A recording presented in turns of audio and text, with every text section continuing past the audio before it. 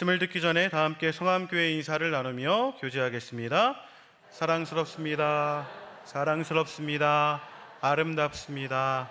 멋지십니다.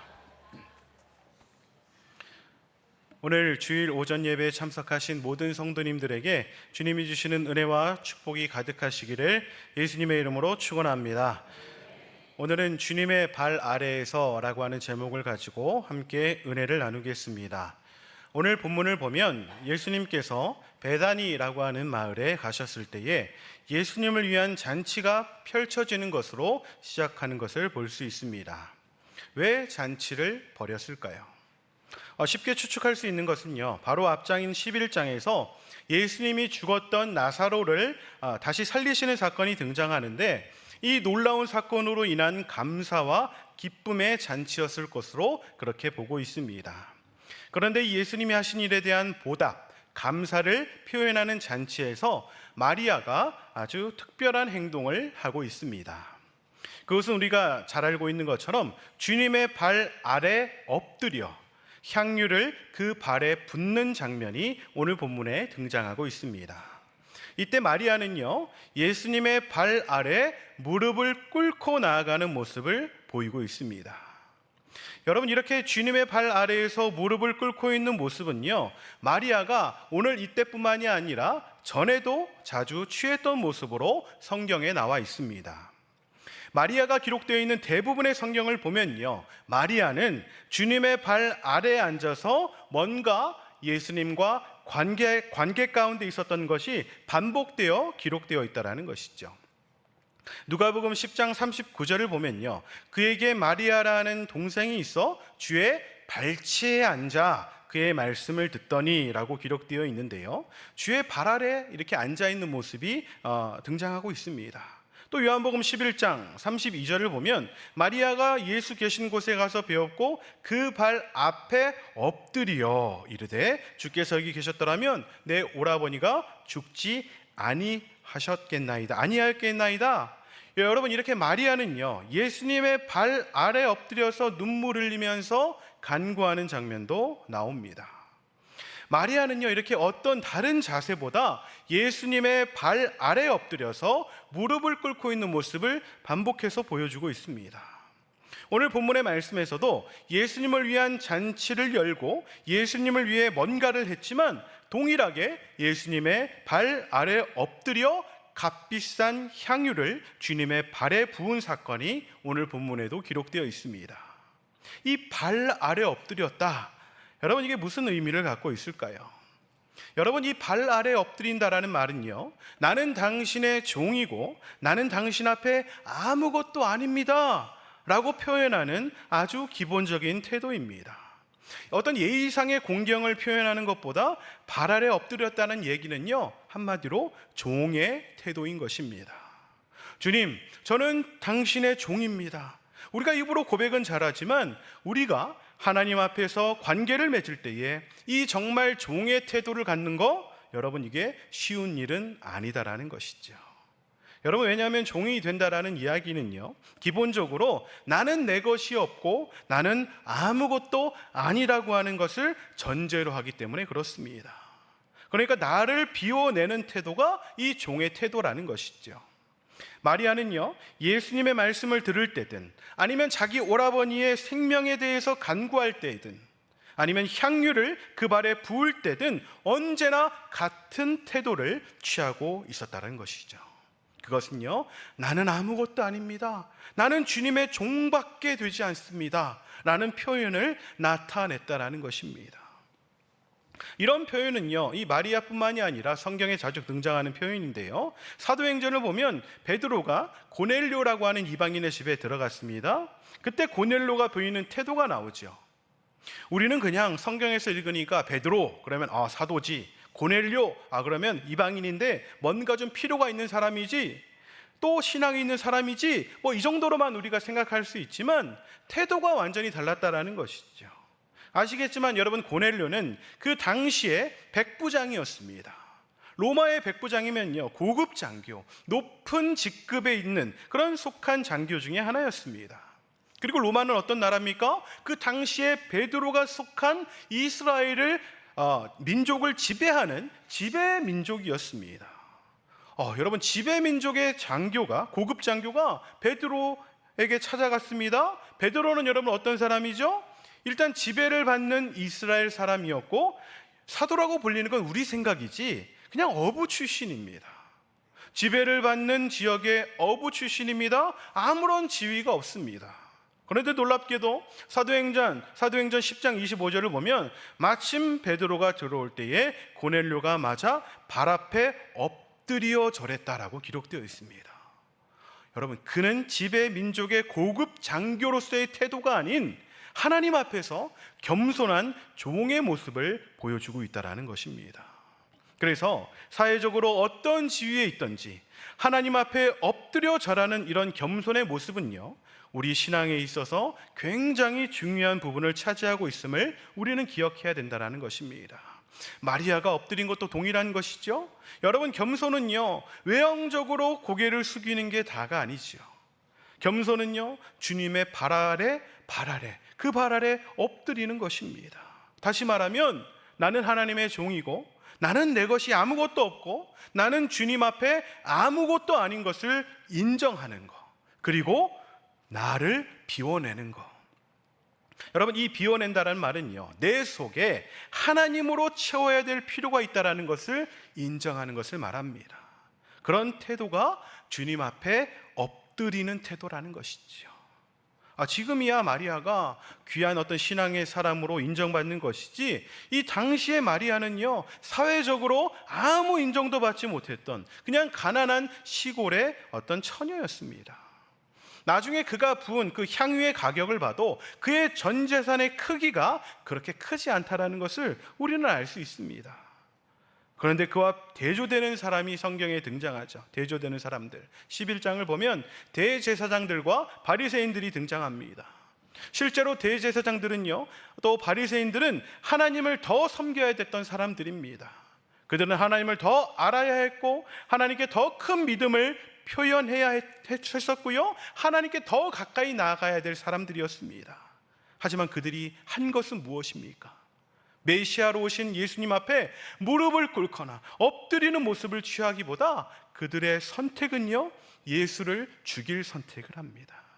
그리고 예수를 죽일 걸 결정하는 것뿐만이 아니라 예수님이 하나님인 것이 드러날까 봐 예수님이 하신 그 놀라운 그 역사를 보고 나중에는 나사로까지 죽이려고 합니다.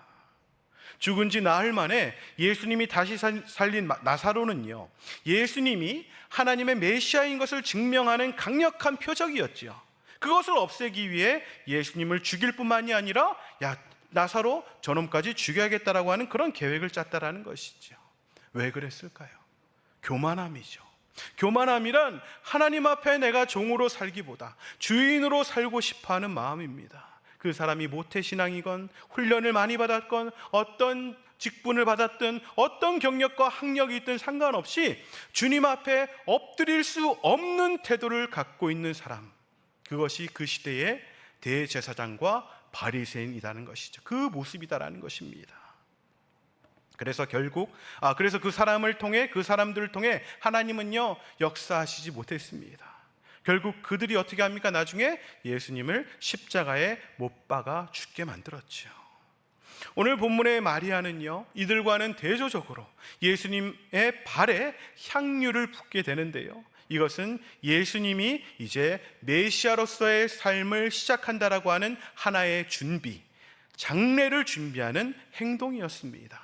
마치 메시아로서의 취임식과도 같은 아주 독특한 일이었다라는 것이죠. 여러분, 만약에 예수님이 이 땅 가운데 굉장히 중요한 사역을 하실 때에 그 일을 시작하기 위한 취임식을 한다고 여러분 한번 생각해 보시기 바랍니다. 취임식, 누구를 통해 하실 것 같으십니까? 우리 상식에는요, 대제사장, 바리새인, 종교적으로 지위가 있거나 아니면 세상적으로 지위가 있는 사람을 통해 폼나게 좀 그 취임식을 하고 싶지 않겠습니까? 그렇게 할 것 같습니다. 저 같으면요. 그런데 성경을 보면 하나님께서는 그렇게 역사하시지 않으십니다. 왜냐하면 하나님이 역사하시는 방식 자체가 성경에 기록되어 있는데 교만한 자를 물리치시고 겸손한 자를 사용하시기 때문에 그렇습니다. 우리는 세상에서 사람들과 관계할 때에 이 방식을 쓰지 않습니다. 우리 성도님들은 교만한 사람과 관계하지 않고 오직 겸손한 그런 사람들과만 여러분 관계하십니까? 예를 들어서 내가 정말 뭔가 큰 사업을 하거나 아니면 중요한 프로젝트를 하려고 할 때에 좀 누군가 좀 줄이 닿고 싶어 할 때가 있다라는 것이죠. 그렇죠? 줄이 닿고 싶어 합니다. 권세 있는 자에게 좀 줄이 닿고 싶어 합니다. 그렇죠? 그때 우리 성도님들께서는 누구를 선택하시겠습니까?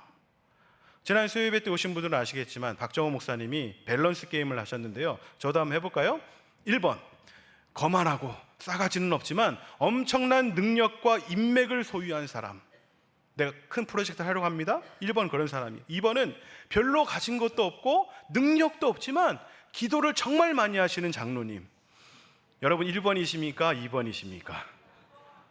네, 감사합니다. 2번이라고. 예. 우리 성도님들 아마 2번이라고 말씀하셨지만 그렇죠. 2번을 말씀하신 분도 계실 수 있고, 보통 우리는요 어떻습니까? 급하면 어떻습니까? 능력, 기도도 물론 우리가 하지만 능력 있는 사람, 지위가 있는 사람, 힘 있는 사람을 우리는 더 가까이 하고 싶어 합니다. 그 사람과 어떻게든 좀 연줄이 좀 닿았으면 좋겠는 그런 마음이 생기죠. 그죠? 근데 하나님은요 이 관점이 아니라는 것이죠. 하나님은 교만하고 거만한 자를 물리치시고 겸손한 자를 사용하신다라는 것입니다. 그래서 예수님은 메시아로서의 목적을 달성하기 위해 이제 본격적인 진짜 중요한 사역을 시작하실 때에 그 시대에 가장 강력했던 대제사장이나 바리새인들을 사용하신 것이 아니라 아무도 모르는 사람, 유명하지도 않은 사람, 아무 힘도 없는 사람, 하지만 하나님 앞에 엎드릴 줄 아는 사람, 그 엎드릴 줄 아는 사람을 통해 하나님께서는 역사하셨다라는 것입니다. 여러분 이 태도가 우리에게도 필요하다라는 것이죠. 하나님의 원칙은요 지금도 달라지지 않았습니다. 교만한 자는 물리치시고 겸손한 자는 사랑하신다라는 것. 하나님은요 마리아를 통해 십자가를 준비하시는 그 사역을 하셨습니다. 그래서 우리도 하나님 앞에 엎드리는 삶을 우리는 늘 선택할 필요가 있습니다. 사실 나이가 들수록 엎드린다 이거 쉬운 일이 아닙니다. 내 생각과 내 주장이 있기 때문에 종의 정체성을 가지고 엎드린다 이거 참 쉬운 일은 아닙니다.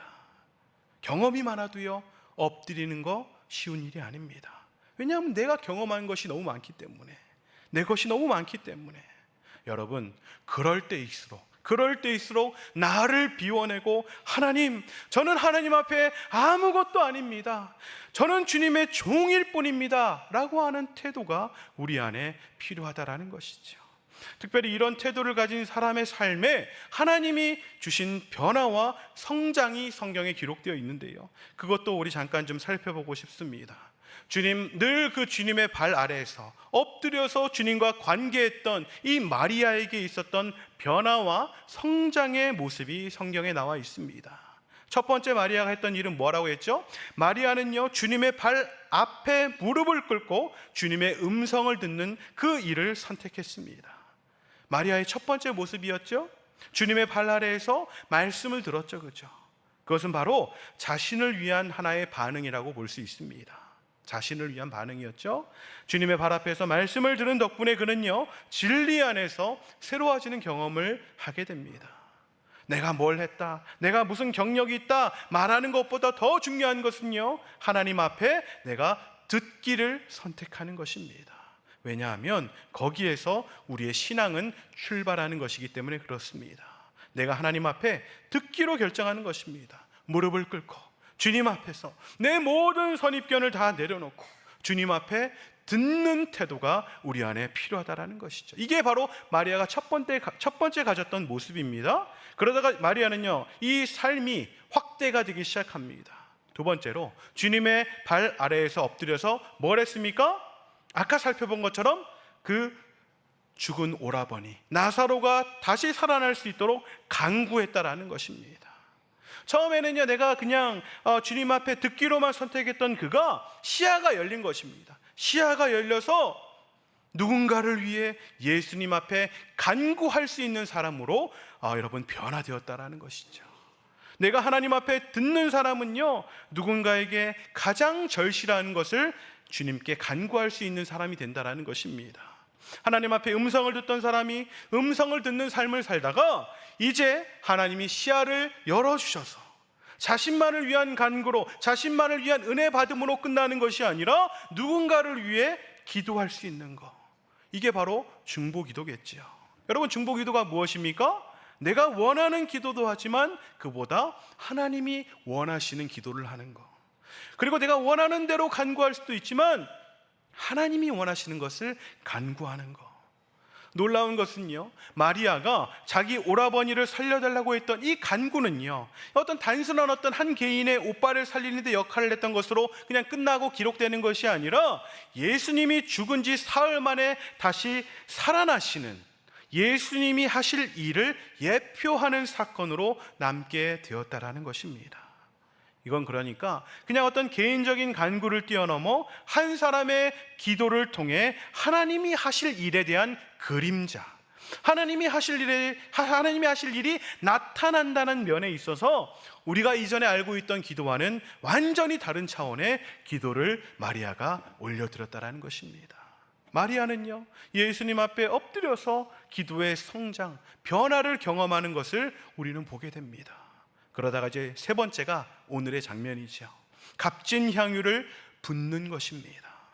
여러분이 향유를 붓는다는 것의 의미는요, 뭐 다 알고 계시죠? 많이 들으셨죠? 설교를. 처음에는요, 내가 듣고 싶어 음성을 들었습니다. 다음으로 다른 사람을 위한 간구를 합니다. 세 번째는요, 더 큰 성장과 변화인 것이죠. 내 모든 것을 드리는 것입니다. 이걸 우리는 헌신이라고 부릅니다. 우리가 하나님 앞에 말씀을 듣기로 결정하는 것은요, 헌신은 아닙니다. 우리가 오해할 수 있는 게, 나는 그래도 교회에 나가요, 헌신입니까? 헌신은 아닙니다. 나는 그래도 열심히 설교 듣고요, 열심히 내가 기도는 해요, 헌신입니까? 헌신은 아닙니다. 헌신은요, 내 모든 것을 드리는 것입니다. 헌신은 설교를 많이 들었다, 기도를 많이 했다, 무슨 훈련을 받았다, 뭔가를 했다의 뜻이 아닙니다. 내 모든 걸 주님 앞에 드리는 것입니다. 마리아는 주님 발 아래 엎드려 자신의 몸으로 전체를 드려 예수님을 섬기는 모습을 보여주고 있습니다. 값비싼 향유, 순전한 나드 한 근을 가져다가 예수님의 발에 붓고 자기 머리털로 그 발을 씻습니다. 가룟 유다가 말하죠. 이 향유의 가격이 300데나리온이라고 이야기합니다. 아마 인터넷에 검색해 보시면 300데나리온은 지금 얼마? 뭐 이런 게 엄청 떠 있을 것입니다. 그냥 쉽게 이야기하면 1년치 연봉이라고 생각하시면 됩니다. 그러면 그 1년치 연봉을 드리고 그냥 끝나냐? 아, 많이 들었으니까 끝이냐? 대단하다, 이런 그런 의미로 끝나는 것은 아닙니다. 이 당시에 마리아는 가난했습니다. 가난해서 300데나리온을 낸다는 것 자체는요, 그에게 있는 재산 전부를 표현하는 것입니다. 그래서 어떤 성경학자는 이런 식으로 해석하기도 하죠. 결혼할 때 사용하라고 어머니가 남겨준 모든 유산, 그것을 예수님에게 쏟아 부었다라는 것입니다. 그냥 300데나리온이라고 하는 헌금을 많이 냈다라고 하는 그 뜻이 아니다라는 것이죠. 300데나리온은 그의 모든 재산과도 같았고, 또 그의 미래를 결정할 수 있는 큰 가치를 지닌 것이었습니다.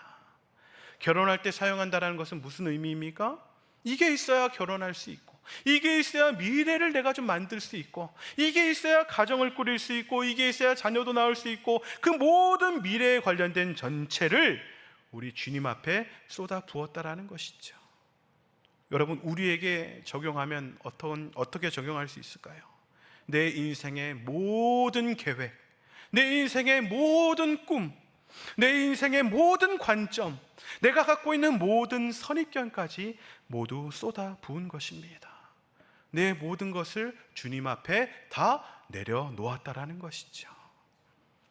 우리는 입술로는 겸손을, 입술로 낮아짐을 말할 수 있습니다. 그러나 이것은 진정한 낮아짐은 아닙니다. 허리 숙일 수 있습니다. 낮아짐은 아닙니다. 예배 때 뭔가 고개를 숙일 수 있습니다. 낮아짐은 아닙니다. 진정한 낮아짐은, 진정한 겸손은 내게 있는 모든 것, 그게 물질이든 건강이든 지위든 아는 지식이든 무엇이든지 주님을 위해 드리기로 선택하는 것, 여러분, 이것이 주님 발 앞에 엎드린 자의 모습이다라는 것이죠. 그리고 더 놀라운 것은 머리털로 예수님의 발을 씻었습니다. 이 당시에 여러분, 발은 어떻습니까? 요즘도 마찬가지지만 깨끗함과는 좀 정반대의 개념 아니겠습니까? 머리카락과 발, 대조가 되는 개념이죠. 물론 지금도 마찬가지입니다. 우리는요, 열심히 발을 닦은 그 수건을요, 다시 그 수건을 여러분 머리를 막 닦으십니까? 여성분들이 머리가 아무리 길어도요, 그 내 머리카락에 바디워시를 이렇게 발라가지고 여러분 그 발에 낀 때들, 발가락에 낀 때를 이렇게 머리카락에 발라서 제거하십니까? 그렇게 닦고 싶어하는 분은 아무도 안 계십니다. 여러분, 이 당시 예수님이 사셨을 때는요, 사람들이 샌들 같은 신발을 신고 다녔던 시절이죠. 그래서 발에는요, 온갖 먼지와 흙과 그 더러운 온갖 것들, 막 소똥 같은 것도 묻어 있을 것이고요. 여러분, 그 더러운 것들, 그 발을 여인이 가장 아끼는 머리카락으로 닦았다라는 것은 마리아가 예수님을 진정으로 뭐 했다라는 것입니까? 사랑했다라는 것입니다. 그것을 표현했다라는 것이죠. 여러분, 누군가 사랑할 때 그 사랑은요, 누군가의 가장 치부를 돌봐주는 행동을 합니다. 그래서 아기가 태어나면요, 엄마 아빠들은 많은 힘든 일들을 하죠. 냄새나는 응가도 기꺼이 치우고요, 그죠? 아이가 토한 거 어떻게 합니까? 이렇게 해가지고 다 치웁니다, 그죠? 제 아내도 우리 애들 되게 많이 토했거든요. 토하면 손으로 그걸 막 다 치우더라고요. 이렇게 모아가지고. 저는 생각보다 비위가 약해가지고 못했는데 우리 아내는 이렇게 막 열심히 하고 있습니다. 여러분, 이게 무슨 뜻입니까? 그 아이를 뭐 한다라는 뜻이죠? 사랑한다라는 뜻이죠, 그죠? 사랑하는 남편을 위해, 또 사랑하는 아내를 위해, 어머니 아버지를 위해 대소변까지 받아낸다라는 이야기를 우리는 많이 종종 듣게 됩니다. 똑같은 비유라고 볼 수는 없지만 마리아가 오늘 그런 모습을 보여주었다라는 것이죠. 사랑의 표현. 그 발 아래 엎드려 나를 다 비워냈을 뿐만이 아니라 그 발 아래 앞에 엎드려 진정한 사랑의 표현, 나의 가장 귀한 것으로 예수님에게 가장 귀해 보이지 않는 부분까지도 섬기는 그 모습을 보여주었다라는 것입니다. 그와 굉장히 대조되는 사람이 오늘 또 등장하죠. 가룟 유다입니다. 이때 가룟 유다는 굉장히 좀 그럴싸하고 멋진 말을 합니다. 왜 이 향유를 팔아서 어찌 300데나리온에 팔아가지고 가난한 자들에게 주지 않았냐? 되게 합리적이고 폼나고 멋진 말을 가룟 유다가 합니다. 여러분, 근데 왜 가룟 유다에게 문제가 있었던 것이죠? 그의 마음의 동기에는요, 예수님을 뭐하는 마음이 없었습니까? 사랑하는 마음이 없었다라는 것이죠. 그리고 그는 자기 전체를 주님 앞에 드리지 않았다라는 것입니다. 하나님께 가장 멋진 표현을 하고 가장 멋진 고백을 할 수 있습니다. 그리고 예수님의 제자였습니다. 12명 안에 들어갔죠. 택함 받은 제자고 12명 안에 있고 돈궤를 맡은 굉장히 중요한 직책을 맡고 있었습니다. 이걸 가난한 자들에게 줘야 되지 않냐? 되게 멋진 표현 같지요. 하지만 그는 예수님을 사랑하지 않았고 자기의 모든 걸 쏟아 주님께 드리지 않았다라는 것입니다. 제자라고 불렸지만 모든 걸 드리지 않는 사람. 또 한 사람은 제자가 아니었고 비천한 자였고 아무것도 아닌 사람이었지만 자기의 모든 걸 드린 사람. 성경은 이것을 완전히 대조해서 보여주고 있습니다. 여러분, 그렇기 때문에 우리도 이 말씀을 보면서 생각하고 고민해 볼 필요가 있다는 것입니다. 나는 과연 대제사장은 아닌가? 나는 과연 가룟 유다는 아닌가? 우리는 매주 예배를 드리죠. 매주 하나님 앞에 감사를 드리기도 합니다. 그리고 우리의 삶에 행하신 그 하나님의 일들을 구역원들한테 간증을 하기도 하죠. 말씀도 듣고 고백도 하고 많은 일들을 합니다. 그런데 우리는 과연 누구의 모습으로 우리는 이 자리에 앉아 계십니까? 바라기는 저와 우리 모든 성도님들이 이 마리아의 모습과 태도를 가지게 되시기를 주님의 이름으로 축원합니다. 가룟 유다가 되는 것은 여러분 너무 쉽습니다. 대제사장, 여러분 바리새인 되는 거 너무 쉽습니다. 속은 하나님만이 아시니까 속은 모르지만 겉은 화려하고 멋있는 신앙인의 모습 가질 수 있습니다. 주일날 예배나 잠깐 모이는 교회 어떤 모임들에서 신앙이 있는 자의 모습을 보이는 거, 그거 별로 어렵지 않습니다. 중요한 것은요, 중요한 것은 마리아처럼 자신의 삶에 예수님을 초청해서 내게 있는 가장 귀한 것을 부어서 내 삶 전체로 주님을 섬기고 내 삶을 드리고 있는가. 그것이 신앙에 있어서 굉장히 중요한 부분인 것입니다. 그래서 유다처럼 멋진 말을 하면서 내 속은 주님을 이용해서 내 입속만 채우는 삶이 아니라 내게 있는 모든 것을 주님을 위해 드리려고 하는 그런 사람이 바로 하나님 앞에 진짜 겸손한 자의 모습이다라는 것이죠. 주님 앞에 무릎을 꿇어 엎드린 마리아와 같이 주님 앞에 가장 귀한 것을 기꺼이 주님을 내 삶에 초청하고 내 삶에 있는 모든 것을 주님 앞에 들이부을 수 있는 그런 사람들이 우리 성암교회 안에 많이 계셨으면 좋겠습니다. 마지막으로 3절, 본문 3절에 이런 말씀이 있죠. 향유 냄새가 온 집에 가득했다라고 기록되어 있습니다. 지난주에 이도현 목사님께서도 그리스도인의 향기, 그죠? 말씀하셨는데 이 마리아가 향유를 예수님께 부었을 때 그 향유 냄새가 온 집안에 가득했다라고 나옵니다. 만약 하나님 믿는 사람이 여러분 이런 귀한 마리아와 같은 삶을 산다고 한다면 그러면 그 헌신의 향이 가득하겠죠. 그가 가는 곳마다 옥합을 깨트려 그 향이 온 집에 가득하게 했던 것처럼 하나님 믿는 사람들이 자신의 삶을 깨트려 자신의 마음을 깨트려 자신의 모든 것을 깨트려 주 앞에 부어서 그 향이 가득 차 세상을 변화시키는 그런 일들이 우리 가운데도 일어났으면 좋겠습니다. 말씀을 마무리하겠습니다. 헬라어로요, 사람이라고 하는, 인간이라고 하는 단어가 안드로포스라고 하는 단어입니다. 들어보셨습니까? 안드로포스. 이 안드로포스라고 하는 말은요, 위를 보는 자라고 하는 뜻입니다. 어디를 보는 자요? 위를 보는 자. 여러분, 인간이라고 하는 존재는요, 앞을 보거나 밑을 보거나 옆을 보는 존재로 불리지 않고 어디를요? 위를 보는 존재로 말씀하고 있다는 것이죠.